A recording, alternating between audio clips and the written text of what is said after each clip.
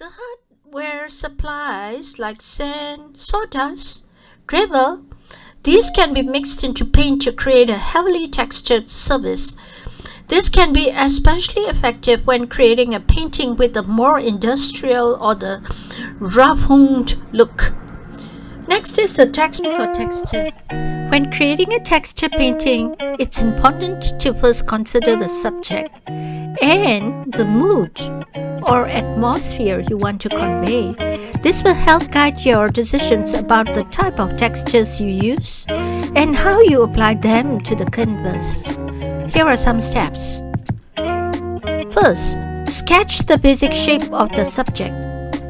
Start by sketching the basic shape of the subject you want to paint, keeping in mind that overall composition and balance of the piece. This will serve as the foundation for the rest of your painting. Secondly, decide on the textures you want to use.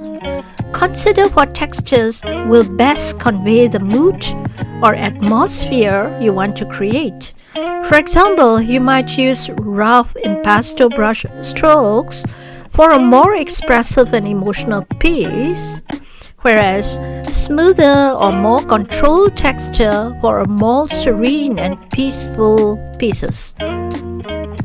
Thirdly, experiment with different tools. Try using different tools to apply the textures.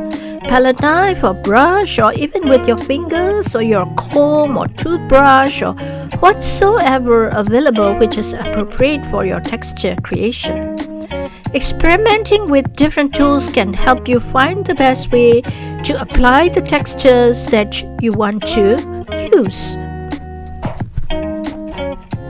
So, be bold, be strong, be creative.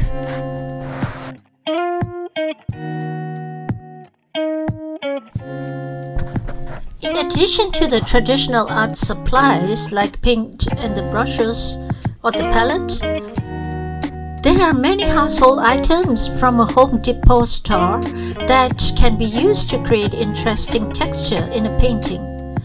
Few examples I have told you before is sandpaper. Sandpaper that can create a gritty textured surface. This can be especially effective when creating a painting with a more abstract or expressionist style. That's my suggestion. But you can be creative of your own. Next, most of the people use the sponge. The sponge can be used to apply paint in a variety of ways, creating different textures on the canvas. For example, a kitchen sponge can be used to create a mottled organic texture, while a sea sponge can be used to create a more delicate, lacy texture. Likewise, there are combs, toothbrush, even bubble wrap or the plastic sheets or the packing papers. These all can be used to create the unique textures in a painting. Just experiment it and you will find fun way to add variety and interest to your artworks. Home Depot stores carry a variety of textured rollers that can be used to apply paint to the canvas. These rollers can create a repeating pattern, adding interest and depth to the painting. Just remember, the most important thing is to experiment and have fun with different textures and materials. Be bold, be creative. I'll be with you all along your way. Let's do it!